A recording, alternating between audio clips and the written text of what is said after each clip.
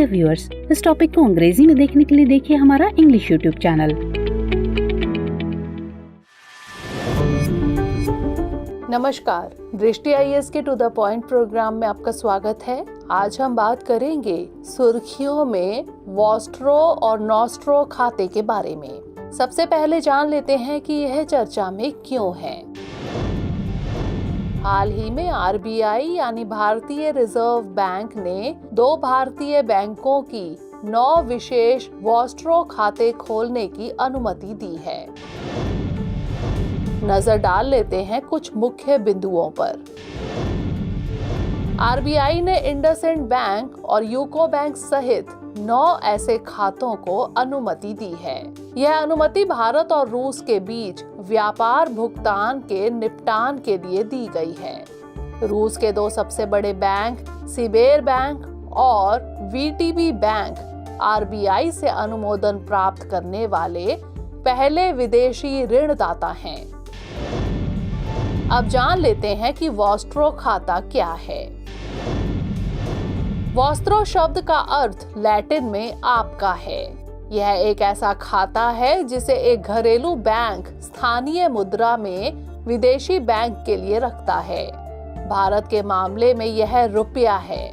Nostro और Vostro खाते विदेशी मूल्य वर्ग में रखे जाते हैं। वॉस्ट्रो खाते घरेलू बैंकों को अपने उन ग्राहकों को अंतर्राष्ट्रीय बैंकिंग सेवाएं प्रदान करने में सक्षम बनाते हैं जिनकी वैश्विक बैंकिंग आवश्यकताएं हैं। वॉस्ट्रो खाता सेवाओं में ट्रांसफर निष्पादित करना, विदेशी विनिमय करना, जमा और निकासी करना व अंतर्राष्ट्रीय व्यापार में तेजी शामिल है।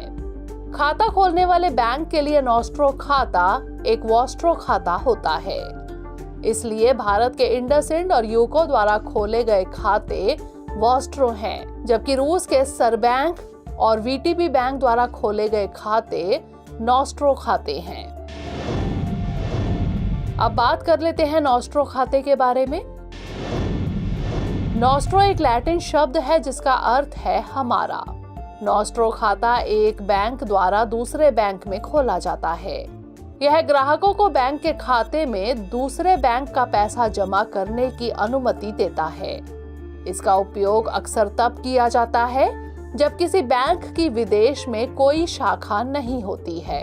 इसे एक उदाहरण के माध्यम से समझें तो मान लीजिए कि बैंक A की रूस में कोई शाखा नहीं है, लेकिन बैंक B की शाखा रूस में है। रूस में अपनी जमा राशि प्राप्त करने के लिए बैंक A बैंक B में नॉस्ट्रो खाता खोलेगा। अब यदि रूस में कोई ग्राहक A को पैसा भेजना चाहता है तो वह इसे बैंक B में खुले A के खाते में जमा कर सकता है। B बैंक इस पैसे को A के खाते में स्थानांतरित कर देगा।